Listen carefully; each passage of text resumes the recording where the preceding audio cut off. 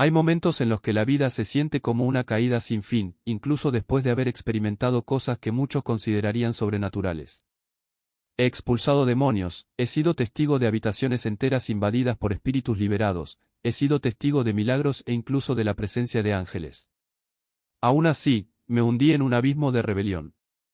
Conocí en profundidad el estilo de vida que representó Marilyn Manson en los años 90, cuando era un ícono para muchos. Lo vivimos en carne propia, invadíamos discotecas en grupos de 5 o 6 personas y éramos expulsados uno a uno, en medio de peleas, drogas y todo tipo de excesos. Salía a fiestas con mis amigos, íbamos al boxstage de los espectáculos, consumíamos todo lo que pudiera adormecernos. Pero había algo que me carcomía por dentro, ellas se iban a casa con sus amigas, mientras yo me quedaba. Me consumió. En ese momento, la rebelión se apoderó de mí. Creí que Dios me había hecho así y decidí vengarme. Si Él me hubiera creado de esta manera, me esforzaría en vivir en el extremo opuesto de todo lo que Él representaba. No había límite, drogas, orgías, cualquier cosa que pudiera ir en contra de los valores que asociaba con la fe. No digo esto para romantizar ese periodo, sino para mostrar hasta dónde llegué y cómo, aún así, fui rescatado. Mi testimonio no es sobre el pecado, sino sobre la misericordia que me alcanzó cuando menos lo merecía. Hoy comparto esta historia porque sé que hay personas que están mirando y podrían preguntarse si hay un camino de regreso. Tal vez hayas leído pasajes como Hebreos 10 y 26 o Hebreos 6 y creas que no hay esperanza. Algunos de mis amigos llegaron a ese punto y se quitaron la vida. No quiero que esto le pase a nadie más. Mi objetivo aquí es mostrar que no importa que tan lejos hayas llegado, Dios aún puede levantarte. Y no hablo de una conversión superficial. He visto lo sobrenatural, he tenido experiencias que muchos llamarían espirituales y aún así me perdí. Pero lo que realmente importa es que, al final, me encontraron. Mi viaje no comenzó con un gran milagro ni una revelación dramática. De hecho, crecí en Florida en una familia de clase media alta. Mi padre sirvió en las fuerzas especiales y estuvo fuera durante meses, mi madre trabajaba en una empresa de tecnología y yo, a los 14 años, ya había abandonado la escuela. A partir de entonces, fue una espiral de autodestrucción, 5 espectáculos al mes, encuentros con estrellas de rock, incendios iniciados por diversión, llevaba en la mochila un encendedor y un líquido para encendedor, junto con cómics, solo para causar confusión. A los 17, tomé 5 dosis de LSD a la vez y prendí fuego a 20 acres de bosque cerca de mi casa. Perdí mi virginidad en la misma semana, con un niño y una niña. No te digo esto para escandalizarte, sino para que entiendas la profundidad de mi caída. En ese momento, estaba entrando y saliendo de hospitales psiquiátricos. La rebelión era mi estilo de vida y lo que más me atormentaba era mi sexualidad. En los años 90, ser homosexual no era tan visible como lo es hoy. En los pueblos más pequeños conocías a 1 o 2 homosexuales en la escuela y eso me consumía. Creí que Dios me hizo así y por eso decidí odiarlo.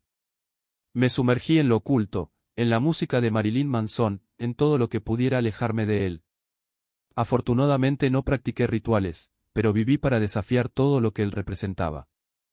Lo que empezó a hacerme cuestionar todo fue la muerte de mi amigo Alex, que sufrió una sobredosis de heroína justo delante de mí. Eso me sacudió. Siempre creí en Dios, de manera distorsionada, mis amigos decían que eran cristianos, pero vivían como yo, sin arrepentimiento, sin santidad. Había dicho una oración de conversión, pero seguí viviendo como si nada hubiera cambiado. Solo más tarde, cuando me convertí verdaderamente, entendí lo que significaba arrepentirme verdaderamente. Después de la muerte de Alex, me mudé a Carolina del Norte y fui a hablar con su pastor. Este hombre, que todavía hoy forma parte de mi vida, fue la primera persona que me trató con amor genuino. En ese momento, tenía el pelo largo y negro, usaba maquillaje y me parecía mucho a Marilyn Manson. Me dijo que la homosexualidad estaba mal y traté de discutir, ¿qué pasa si llevo a un novio a la iglesia y no tenemos relaciones sexuales? Fue paciente, algo que nunca había visto en un hombre de Dios. Él fue quien me dio mi primera Biblia. Hasta entonces no sabía la diferencia entre un pentecostal y un católico. Mis padres no eran malos, pero tampoco me enseñaron nada sobre la fe. Mi padre siempre estaba fuera y mi madre trabajaba mucho. No sabía por dónde empezar. Con la excepción de unos pocos predicadores como Yonah G. en la televisión. Creí en el libro del Apocalipsis. Creí en todo eso. Esto fue antes de que toda esta ola de teorías sobre los Illuminati se volviera realmente popular. Pero él me entregó mi Biblia. Y llegué a casa y la primera vez que lo abrí, me encontré con un pasaje, y no importaba qué versículo hubiera leído, porque lo que apareció fue Romanos 1. En ese momento, no sabía lo que era hablar en lenguas, no entendía nada acerca de la doctrina. Leí Romanos 1, y si conoces este capítulo, enumera al menos 22 categorías de personas que serían desaprobadas: los que odian a Dios, los que chismean, los que son irrespetuosos con sus padres. Y no encajé en uno o dos, encajé en los 22. Estaba tan perturbado que, como me dijo un amigo años después, al menos tuve el discernimiento espiritual para reconocer que el texto hablaba de mí. No estaba orgulloso, pero no podía soportarlo. Tiré la Biblia al otro lado de la habitación y dije, no más. Ya tenía problemas con el rechazo, y eso no hizo más que confirmarlo: soy una basura. Una causa perdida. Mejor vivir como quiero y hundirme de una vez por todas. Así quemé mi conciencia durante otros 5 años. Durante este periodo, las redes sociales estaban explotando, Facebook aún no existía, pero MySpace era el gran espacio. Empecé a construir una imagen de mí mismo: cabello despeinado, tatuajes, una mirada que mezclaba rebelión y decadencia. Perdí mucho peso y las experiencias sexuales que tanto había deseado cuando era adolescente finalmente estaban sucediendo. Iba a discotecas, hombres y mujeres se lanzaban sobre mí, había colas de gente que quería conocerme online. Él siempre decía, muchas personas no experimentan ciertas cosas debido a la falta de oportunidades. Yo tuve muchas oportunidades. Tenía dinero, drogas y me parecía que me había transformado en una versión de varias estrellas de rock. Guardé algunas fotos de esa época, cuando me convertí, tiré la mayoría de ellas, pero algunas sobrevivieron. Publicaré algunos aquí. Son discos de una época en la que vivía en Florida, en el círculo de Rob Zombie. Incluso hay una foto con Jeffree Star, el maquillador millonario, antes de hacerse famoso. Me invitó a subir a su autobús de gira, por razones obvias. Me acosté con concursantes de RuPaul's Drag Race que ahora son celebridades, pero que en ese momento aún no habían estallado. Ese era el estilo de vida que llevaba. Fui a la universidad, me gradué en psicología, pero el dinero nunca fue un problema. Era como si hubiera una fuente inagotable. Mientras tanto, sabía que todo esto estaba mal. Participó en orgías, mezclas de drogas y sexo, y aún así bromeaba: el apocalipsis es real, corro al infierno. Pero el punto es que, todo este tiempo, estuve saliendo con personas de todos los ámbitos de la vida, desde el inframundo hasta el estrellato.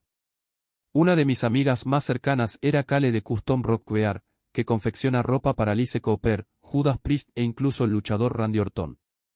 Después de los shows, salíamos juntos y la gente se acercaba a pedirme un autógrafo, pensando que era parte de la banda. Yo era amigo de Brian Warner, no de Marilyn Manson, sino del fundador del templo satánico. No Anton LaVey, sino el grupo que erigió esa enorme estatua de Baphomet que recorrió el país. Ayudó a encargar la pieza junto con Lucien Greaves. Esteve, ¿por qué no nos cuentas cómo te hiciste amigo del fundador de la iglesia satánica? Bueno, primero que nada, no es una iglesia, es el templo satánico. Son organizaciones diferentes. Existe mucha superposición entre ateos, luciferinos y practicantes de brujería. Brian era amigo de un conocido mío, Adam y Kale. Asistí a fiestas en su casa, una vez incluso me desmayé en el sofá después de una noche de excesos. Era el cantante de una banda de death metal y, a pesar de haber trabajado como repartidor de UPS, acabó haciéndose millonario y fundando el templo satánico. Construyó esas estatuas, pero terminó saliendo porque, a pesar de todo, es judío y partidario de Trump, y no estaba de acuerdo con la línea política más progresista del grupo. Curiosamente, además de las polémicas, da entrevistas hablando de cómo su padre lo abandonó. Creo que muchas personas que tienen problemas con Dios en realidad tienen problemas con su padre terrenal. Sé que ese fue mi caso. Pero Brian y yo éramos solo conocidos de fiesta. Durante uno de mis periodos de separación de la fe, incluso pensé en ir a Florida para quedarme en su casa, pero incluso en mis peores momentos había una línea que no cruzaría. Rezo por Brian hasta el día de hoy. Es judío y, curiosamente, tiene más principios morales que muchos cristianos tibios que conozco. Esa fue solo una de mis conexiones. Ya mencioné que también era amigo del manager de gira de Marilyn Manson. Pero eso no fue todo. Además de convivir con estas personas, sobrevivía a accidentes que, mirando hacia atrás, solo pueden explicarse por la protección divina. Una vez estaba en el auto con una estrella porno, al girar, chocamos contra un poste.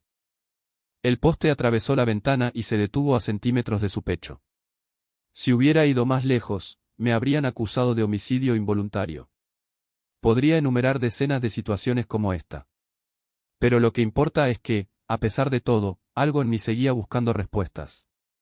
Observé a Jonah G. incluso en medio de mi vida de pecado. Sabía que algo andaba mal en el mundo, con la gente marchando al ritmo de sus propios tambores.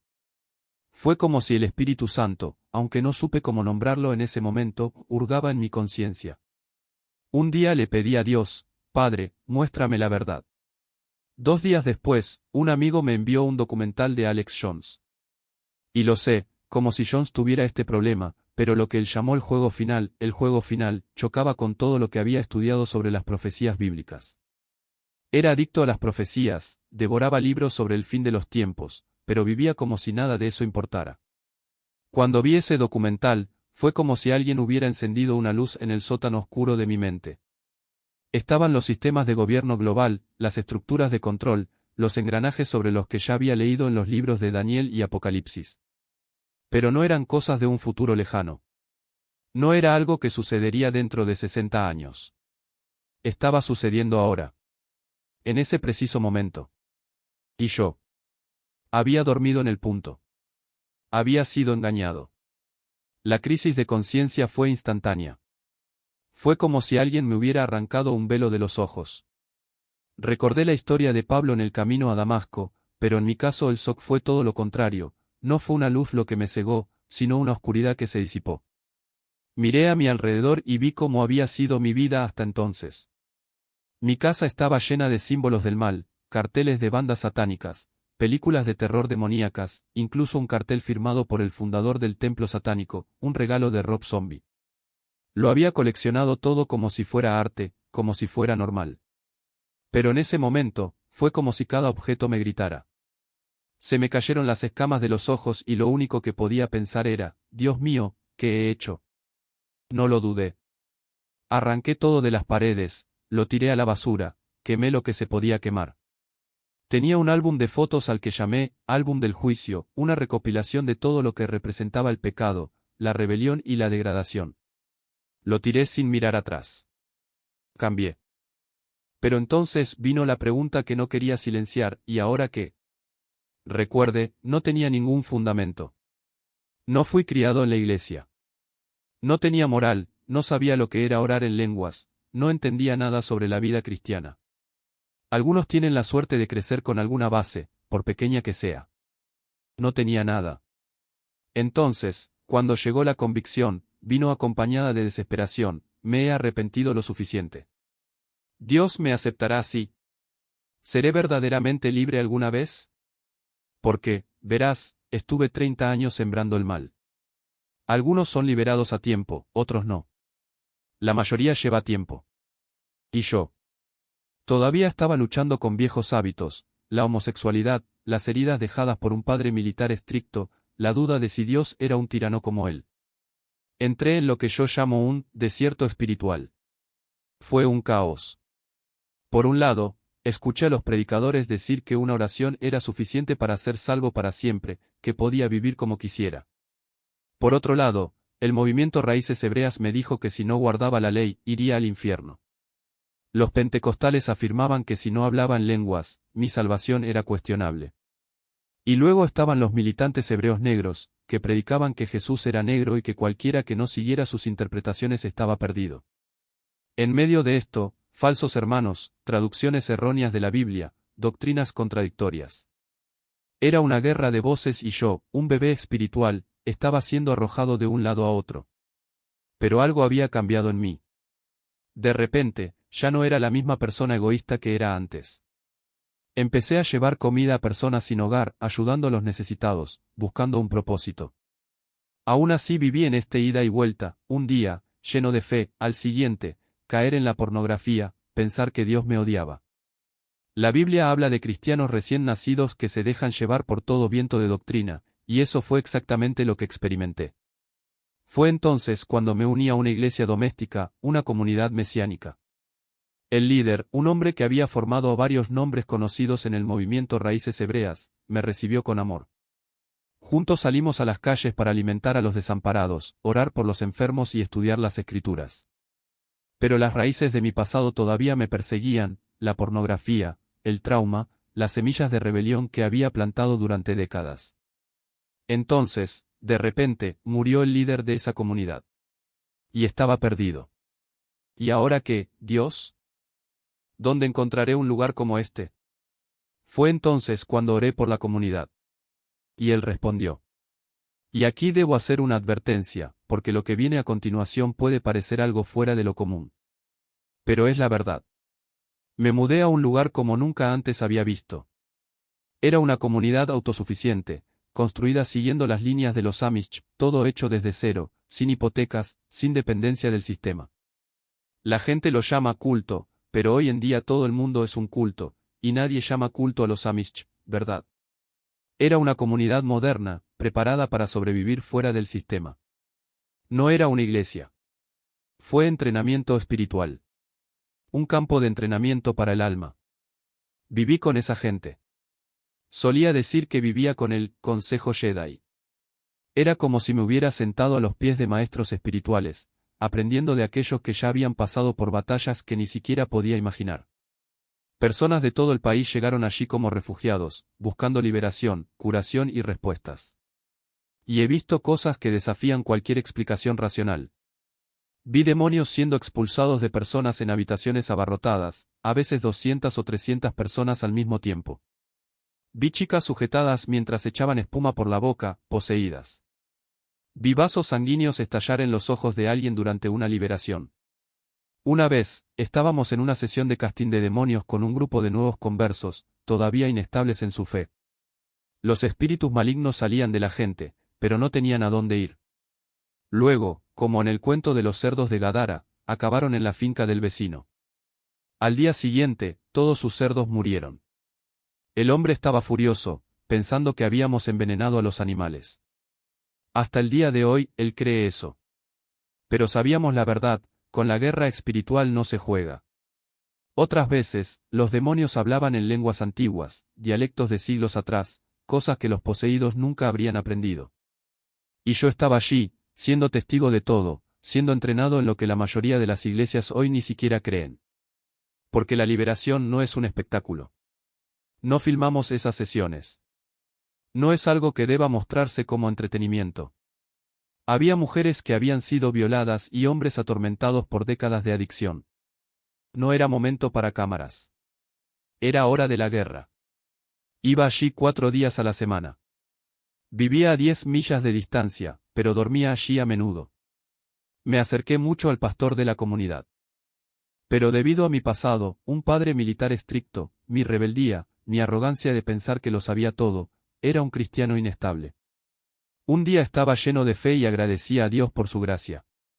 Al siguiente, caí en la pornografía y pensé que él me odiaba. Esto es común en los nuevos conversos. Algunos nunca superan esta fase. Y es por eso que cuento esta historia, para mostrar que el viaje no es lineal, que hay avances, pero también retrocesos. Este hombre de Dios, sin embargo, nunca se rindió conmigo.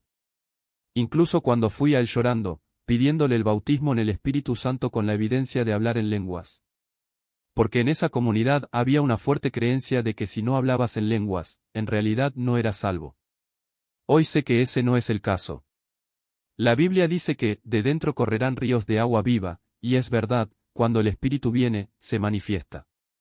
Pero en ese momento no lo entendí. Por eso, cada semana subía a una colina cerca del valle donde vivía el pastor, levantaba las manos y suplicaba, Dios, bautízame. Dame lenguas. Y no pasó nada. Hasta que, durante una sesión de liberación, algo cambió. Porque si alguna vez has participado en una liberación, sabes que no es un proceso limpio. Algunos vomitan. Otros caen de sus asientos. Los demonios no desaparecen en silencio. Y fue allí, en medio del caos, que algo dentro de mí se rompió. Tenía esta imagen de Dios como juez implacable, dispuesto a condenar cualquier error. Y, en el fondo, me preguntaba, ¿para qué intentarlo, si las posibilidades de salvarse son mínimas? Era como ese pensamiento que surge cuando miras una lotería: puedes ganar, pero las probabilidades están en tu contra. Entonces, ¿por qué molestarse? Pero esa visión de mi amigo no salía de mi cabeza. Si Dios realmente me odiaba, como ella había visto en el sueño, ¿por qué se molestaría en mostrarme esto? ¿Por qué no simplemente dejarme en la oscuridad? Fue entonces cuando algo hizo clic. Comencé a cuestionar mi propia percepción. Quizás el problema no fuera Dios, sino el lente distorsionado a través del cual lo veía. Entonces hice algo que nunca antes había hecho: dejé de pedir señales y comencé a pedir comprensión. En lugar de suplicar en lenguas o manifestaciones externas, le pedí: Dios, muéstrame quién eres realmente. No como me imagino, no como me enseñaron, sino como tú eres. Y, poco a poco, las cosas empezaron a cambiar. No fue un proceso rápido. No hubo ningún momento de iluminación repentina, como en las películas. Era más como ajustar el enfoque en una cámara vieja: primero todo estaba borroso, luego los bordes se volvieron más nítidos, hasta que de repente la imagen se volvió clara. Empecé a darme cuenta de que, todo este tiempo, había estado intentando merecer algo que ya era mío. La salvación no era un premio que se podía ganar, sino un regalo que solo había que recibir. Por supuesto, todavía había dudas. Todavía había noches en las que me preguntaba si todo era solo un autoengaño.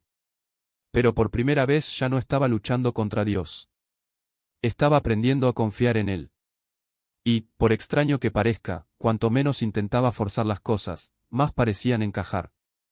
Fue entonces cuando entendí algo crucial: la fe no se trata de tener todas las respuestas.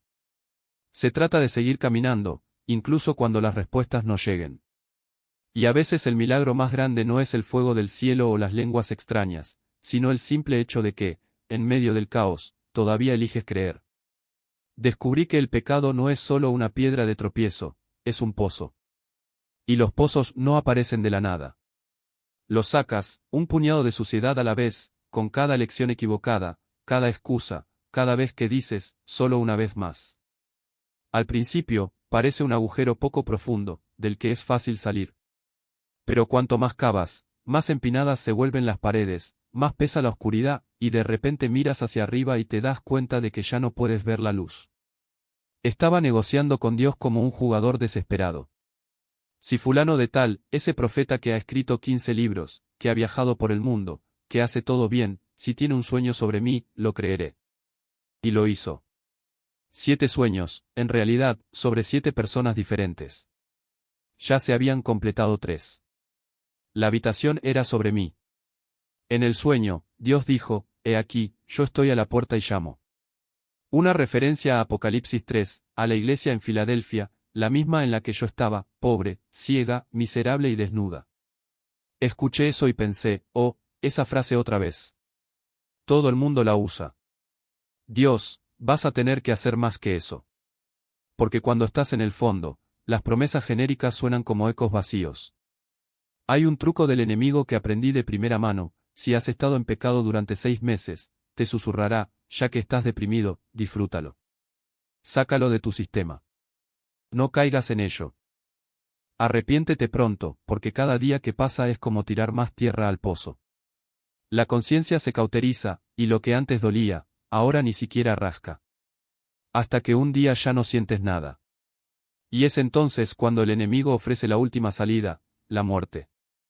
No necesariamente el físico, sino el espiritual, aquel en el que sigues respirando, pero ya no eres tú.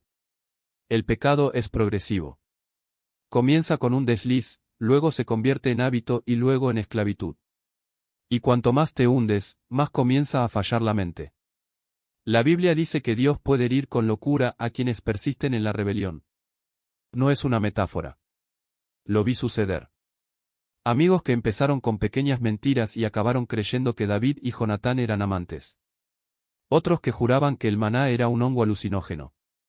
Uno de ellos, un antiguo hermano en la fe, volvió a vestirse de mujer y murió solo, convencido de que Dios lo había abandonado. Todos intentaron advertirle. Todos fracasaron. Conmigo no fue diferente. Primero vino la ira, esa furia que arde por dentro y no te deja pensar. Luego, las noches de insomnio, los ataques de pánico, las rodillas temblando en el baño como si el suelo se fuera a abrir. Conocía el sentimiento, era el temor del Señor, pero no el santo, sino el descrito en Hebreos 10, una ansiosa expectativa de juicio. El infierno no es solo fuego. Es miedo. Es ansiedad. Es exactamente lo opuesto al fruto del Espíritu. Y cuanto más me resistía, más me consumía. Muchos sienten que Dios los ha abandonado cuando se sienten así. Pensé. Si Él me quisiera, no me dejaría así, pensé. Pero no es abandono, es disciplina. Es el Espíritu Santo diciendo, tocaste la estufa. Ahora sentirás el ardor. Y cuanto más insistes, más te duele la mano. Hasta que te vayas o pierdas la mano. No me alejé. Me quedé. Y el pozo se hizo más profundo. Dejé de sentir. Dejé de llorar. Incluso dejé de tener miedo, porque el miedo exige que todavía tengas algo que perder. Ya no tenía nada. Una noche, después de beber una caja de cerveza y ver el tipo de cosas que ni siquiera el diablo se atrevería a mostrar, clamé a Dios, dame una señal. Lo que sea. Un rayo de esperanza. Y Él dio. Pero no para mí. Una amiga, Camila, siempre se quejaba de que nunca soñaba con Dios. Esa misma noche, se despertó con una visión, un árbol que crecía, moría y renacía como un nuevo retoño. En el sueño, el brote se convirtió en un árbol frondoso y en el tronco estaba mi cara. Dios dijo, este es un nuevo comienzo. Para la mayoría de la gente, esto sería suficiente. Para mí, no. Yo era un hueso duro de roer. Mi mente estaba llena de versículos como Jeremías 14, donde Dios dice, no oréis por este pueblo, porque no los escucharé. Incluso si Moisés y Samuel intercedieran, no los aceptaría. Miraba el sueño y pensaba, oh, por supuesto. Dios me ama tanto que se está burlando de mí. Pero él no se rindió. Otro amigo soñó que un tornado me azotaba y, al mismo tiempo, rompía las cadenas de mis manos. Un profeta dijo que tuvo una visión de mí siendo restaurado, pero que todavía necesitaba pasar por el fuego. Y me reí. Fuego. He estado ardiendo durante años. Pero el fuego de Dios no destruye. Purifica. Y eso todavía no lo sabía. Una visión panorámica en la que me vi intentando quitarme la vida y, de hecho, había llegado a ese punto. En uno de mis momentos más oscuros, me puse una pistola en la boca. No describiré todos los detalles, pero dijo que vio la intervención angelical. Y también me vio en lo alto de una montaña, como un águila descendiendo en picado para rescatar a otros del pecado, incluyéndome a mí. Todo esto sucedió en cuestión de meses. Había tenido sueños recurrentes sobre tornados desde pequeña, pero nunca los había entendido. Ahora, sin embargo, lo entiendo, la Biblia habla de un viento fuerte, un torbellino que destruye para reconstruir. Una amiga, al leer mi testimonio, se puso a llorar. Otro tuvo una visión en voz alta que lo confirmaba todo. Los tornados representan la restauración, el derribo de estructuras antiguas. En uno de esos sueños, tan vívido que parecía real, fui absorbido por uno. Fue la pesadilla más aterradora que jamás haya tenido. Pero al final estaba en la cima de una montaña, en perfecta paz, bajo un atardecer que nunca olvidaré. Hoy, 3 años y medio después, esa misma paz que experimenté en el sueño es la que experimento a diario. Supera todo entendimiento. No fue en vano. El libro de Job, en el capítulo 33, dice que Dios envía sueños por la noche para liberar al hombre del abismo. También me envió sueños de advertencia. En uno de ellos me bajaron hacia un volcán, sentí el calor del fuego en mis pies cuando desperté. Horrible. Pero al final de todo este proceso, que duró unos 4 o 5 años, estuve varias veces al borde del suicidio. Sin embargo, a medida que las cosas mejoraron, algo cambió. Mi amigo Nick, que había estado a mi lado todo el tiempo, vino a decirme que había tenido una visión, una llave. ¿Una llave? Yo pregunté. ¿Eso es todo? ¿Una llave blanca? Insistió, eso es todo lo que veo. En ese momento todavía estaba delirando, pensaba que el FBI me estaba persiguiendo, entre otras paranoias. Soy licenciada en psicología, con 2 títulos, y sin embargo Dios me humilló de una manera que nunca imaginé. Pensé, está bien, clave, lo que sea. De todos modos, estoy perdido. Semanas después, las cosas empezaron a mejorar. Como dice la Biblia, si nos acercamos a Él, Él se acercará a nosotros. Dios tiene un momento adecuado. Cuando nos disciplina, es como si nos metiera en una burbuja, una especie de corrección divina, como un padre educando a su hijo. Por eso siempre digo, si estás pasando por esto, alégrate. No significa que fue abandonado. Al contrario, si no se corrigiera, entonces sería un problema. Si a Dios no le importara, te dejaría ir sin rumbo. Días después, Nick regresó con la misma visión. La clave otra vez, dijo. ¿Qué significa eso? Él respondió, ella está atravesando una puerta. ¿Qué quieres decir? Parece la portada de un álbum de rock o algo así. Confirmó, es como si alguien estuviera deslizando la llave por debajo de la puerta. No lo entendí, pero lo guardé. Al día siguiente, mi amigo Jonás, el mismo que tuvo la primera visión de mi liberación, se despertó asustado. Dios lo despertó en medio de la noche y le mostró a Jesús parado frente a un arco, una puerta abierta. Estaba en shock. Mi interpretación fue la confirmación de todo. Después de eso, las cosas cambiaron radicalmente. Las alucinaciones desaparecieron y una alegría inexplicable me invadió. Fue como volver a ser salvo. No digo que los problemas desaparecieran en los primeros 6 meses, pero algo dentro de mí se restableció. Comencé a llorar sin motivo, a hablar en lenguas en el trabajo, a sentir emociones que habían estado reprimidas durante años. Fue como si mi corazón hubiera sido restaurado. Y todo tenía sentido. Recordé la primera visión, años antes, cuando un hombre me dijo, sé íntegro. Citó Apocalipsis 3 y 20, he aquí, yo estoy a la puerta y llamo. Era la misma imagen, una puerta. 5 años de disciplina y, al final, una puerta abierta. La iglesia de Filadelfia en el Apocalipsis dice, he abierto una puerta que nadie puede cerrar. Creo que es posible ser un creyente tibio, por gracia, entrar a lo que llamamos Filadelfia, un lugar de fidelidad. También es posible ser un hombre justo y volver a caer en pecado. Esa es mi interpretación. Desde entonces, he seguido recibiendo liberación.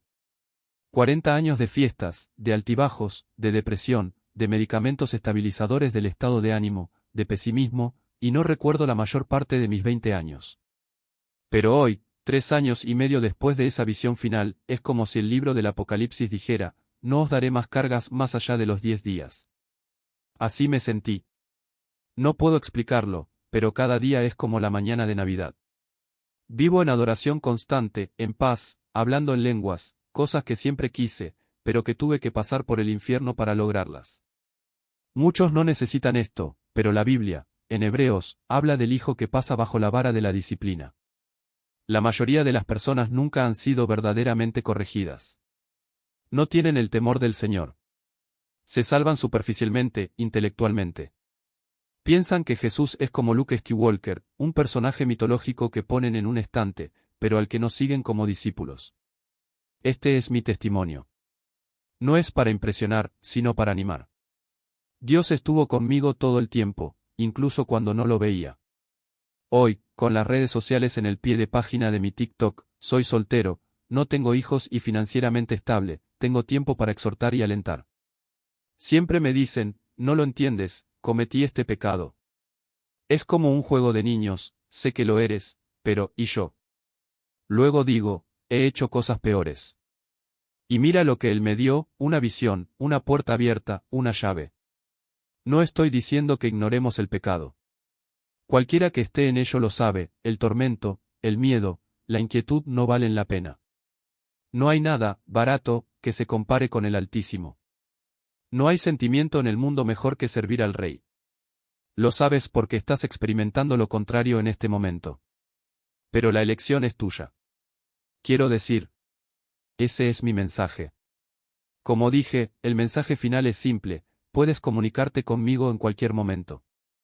Estoy aquí para cualquiera de ustedes.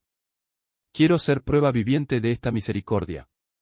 No soy solo un ejemplo de cómo fui malvado y Él me salvó, fui malvado mucho después de haber sido salvo.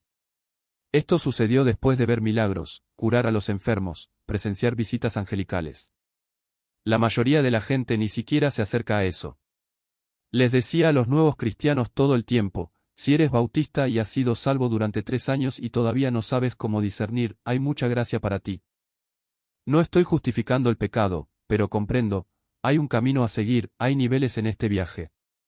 La mayoría de los cristianos maduros entienden esto.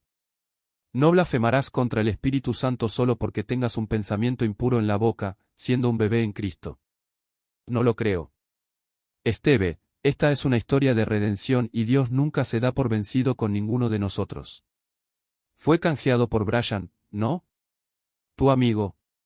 Sí, eso es todo. Rezo por Brian. Como dije, es raro. Cuando la mayoría de la gente escucha el término satanista, se imagina, oh, debe estar sacrificando niños. Primero, da entrevistas en vivo. Puedes buscar a Brian Warner, SWERNER, no Warner como Marilyn Manson. Habla de cómo su padre, que estaba en una banda, luego se convirtió al cristianismo y cómo eso marcó su vida. Técnicamente, es judío. Defiende firmemente la libertad, apoya a Trump y tiene varios principios morales, además de blasfemia y cantar en bandas de death metal. Es multimillonario. Pero él siempre se opone a ciertas cosas, y eso no es un chisme, es de conocimiento público. Una de sus exnovias denunció a su hijo y él nunca se lo perdonó. Entonces, sí, él tiene estos principios. Creo que debido a la tribulación venidera, pronto no habrá ateos. Todos verán las señales. Y tengo esperanza para él. Es una de esas cosas que fortalece mi fe. Siempre digo, cuando dije la mitad de las oraciones de este testimonio, no tenía fe en ellas. Pero la Biblia dice que la fe no es nuestra, es suya. Cuando la mía falla, su fe permanece. Entonces, cuando oro por Brian, digo, Dios, esta es una prueba de mi fe. Pero veo un espíritu israelita en él. No es el peor hombre del mundo. Es más moral que muchos cristianos tibios. Y la verdad. Durante el tiroteo en Parkland, Florida, de donde es, él estaba allí con su perro, dejando que las víctimas lo acariciaran. Tiene corazón. Creo que está atrapado con mucho resentimiento. Pero tengo esperanza. No es fácil, por supuesto. Cuando eres multimillonario, con todo ese dinero e influencia, las cosas se complican más. Pero, en estos días que vienen, nadie podrá ignorar los signos de los tiempos. Ya tuve discusiones con él cuando era sacerdote satanista. No importa cuánto dinero gane, a veces es un poco estúpido. Uno de sus argumentos fue sobre el concilio de Nicea, que habría tenido lugar en 1500. Le dije, no fue en 1500, no. Para alguien que se dice tan satánico, se equivoca en una fecha como esa. Pero cuando te sientas a hablar con él te das cuenta, es un tipo con principios. Sé que suena loco. Es amigo de importantes líderes republicanos en la Convención Nacional. No recuerdo el nombre de uno de ellos, pero era un republicano gay. Hay varios peces gordos con los que se junta y que también son personas morales. Sí, tengo esperanza en él, pero es un desafío a mi fe.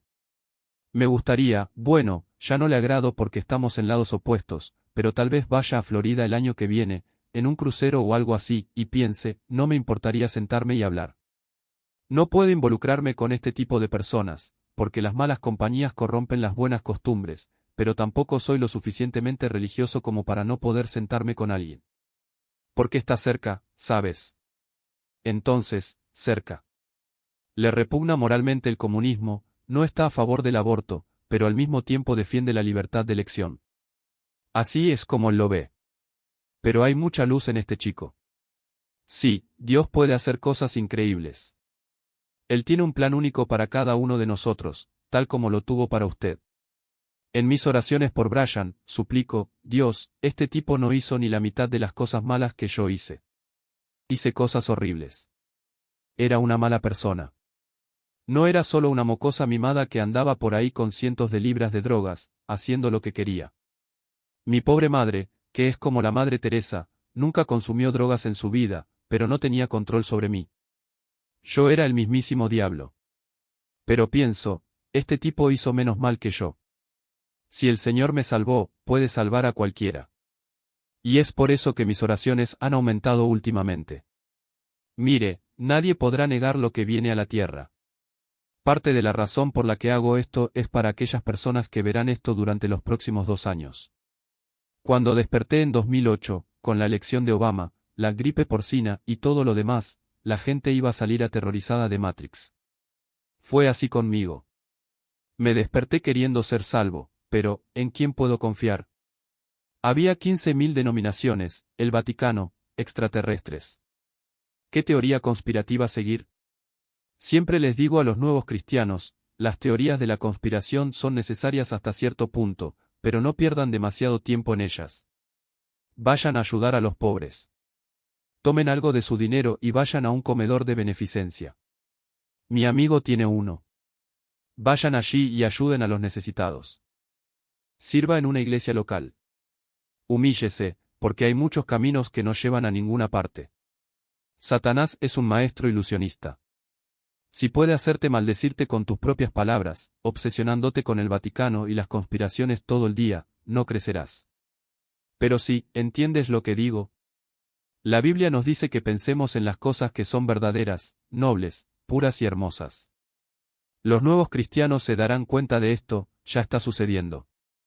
Especialmente cuando comienza la guerra mundial y todo esto, esas cosas. Estarán aterrorizados y para eso estoy aquí. Es como si estuviera diciendo, mira, cuando llegue el momento, déjame cuidar de ti. Déjame conocer a tu hijito, déjame cambiarte los pañales, ¿sabes? Todo va a estar bien. Dios no es el tirano despiadado al que Satanás mintió a todos los que es. Él no es así. Él es alegría, Él es amor, Él es paz y Él es infinitamente misericordioso. La mayoría de la gente simplemente no lo sabe, yo tampoco lo sabía. Leía a los padres de la iglesia y pensaba, vaya, parece el tipo más malo del mundo. Le serviré, pero probablemente iré al infierno. Pero no es nada de eso. Lo conocí. Y eso marca la diferencia. Mantén tus ojos y tu corazón fijos en la Biblia, en el servicio a los demás y en lo que realmente dice, no en lo que impone la cultura. Y es hermoso ver que para ustedes el testimonio y el fruto de esto es esta paz sobrenatural que Él les ha dado en los últimos 3 años. Es algo difícil de describir, pero estoy muy agradecido por ello. Y sé que seguirás haciendo cosas maravillosas para Él. Gracias por venir hoy a compartir tu historia. Esta paz sobrenatural, como dije, cambió mi vida. Yo era la persona más egoísta que puedas imaginar. Incluso ayudó a las personas sin hogar, amaba a Dios, pero no tenía esa paz, esa seguridad. ¿Sabes por qué? Porque la Biblia dice que necesitas confirmar tu llamado y elección. No puedes quedarte quieto. Hay que buscar verdaderamente a Dios. Y soy prueba viviente de que cuando lo buscas, Él te recompensa. Hoy soy bendecido en todos los ámbitos, las finanzas, todo lo que puedas imaginar. Porque lo busqué. Y al principio incluso renuncié a algunas cosas, pero era una especie de relato falso, porque estaba adorando a un Jesús que no era el de la Biblia. Quiero ser ese chico que te ayude a no caer en las mismas trampas. Siempre le digo a la gente, 70 veces 7. A veces me encuentro con estos perfeccionistas despiadados y lo único que puedo pensar es, chicos, su actitud es incorrecta. Una de las visiones que recibí fue que el reino de Dios se trata de actitudes.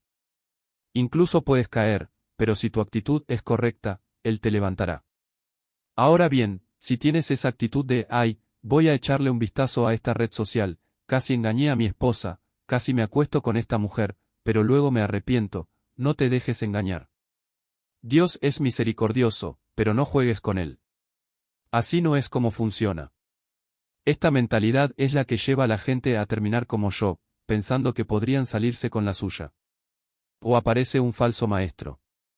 En el momento en que alguien se convierte, Satanás ya está observando. Sabe quién tiene potencial y quién no representa una amenaza real. Entonces, tratará de desviarlo hacia un evangelio de obras, una religión falsa, o lo atrapará en discusiones interminables que no conducen a ninguna parte, teorías de conspiración, tierra plana, todo eso. No digo que las conspiraciones no existan, pero si logra distraerte con ellas perderás el foco. He visto cristianos con 20 años de fe que no hicieron más que hablar de Bill Gates y gobiernos secretos. ¿Cuándo fue la última vez que pasaste 2 horas en adoración, ayuno y oración? ¿Cuándo sucedió esto? El Señor te trajo de regreso a través de encuentros sobrenaturales, sueños, visiones y hoy estás en un lugar de paz y completa restauración. Entonces, ¿cómo animarías a quienes todavía esperan ver regresar a casa a sus ovejas perdidas? Padres que llevan años orando por sus hijos, por ejemplo. No te rindas. Como dije, mis redes sociales estarán más abajo. Comparte con tus hijos. Muchas personas, especialmente los de la comunidad LGBTQ y los pródigos, los que han caído en agujeros profundos, porque es difícil salir. Recibo mensajes todo el tiempo, necesitas expandir este ministerio. Es un llamado importante. La oración es fundamental, pero no existe una fórmula mágica. Mi madre pasó por esto conmigo. Todo lo que puedo decir a los padres es, hay esperanza. La mayoría de las personas no se alejan porque quieran pecar. Algunos sí, pero muchos terminan cayendo en falsas enseñanzas. Entran en sectas que predican la salvación por las obras y allí se pierden. Yo mismo lo viví. Creí que tenía que pagar por todo lo que hice mal. Siguió la doctrina de la restitución, devolvió todo lo que había robado, hizo lo correcto. Pero en el fondo mi corazón estaba muy lejos. Tuve una visión en la que me di cuenta de que odiaba a Dios. Esto es algo que la gente necesita entender, puedes pensar que lo amas, pero tu corazón puede estar lejos de él.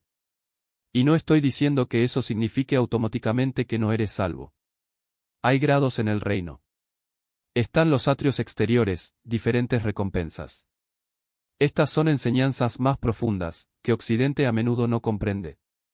La gente piensa que es solo el cielo o el infierno, pero la Biblia habla de juicios, de posiciones en el reino. Puedes terminar en los atrios exteriores sin las mismas recompensas. Pero, como dije, no dejéis de orar. Mi consejo es más para aquellos que están intentando encontrar el camino de regreso. Antes que nada, ve a servir. Ve a ayudar a alguien. Llevar comida al comedor comunitario, cubrir a una persona sin hogar con una manta. Así es como te conectas con Dios.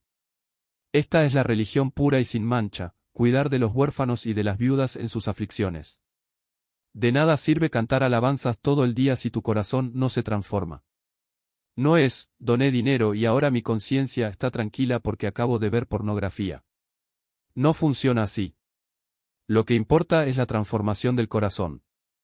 Una de las primeras cosas que le digo a la gente es, pídele a Dios que cambie tu forma de ver a las personas. Muchos tienen una percepción distorsionada. Pide ver cómo ve Él. Esto cambiará tu vida.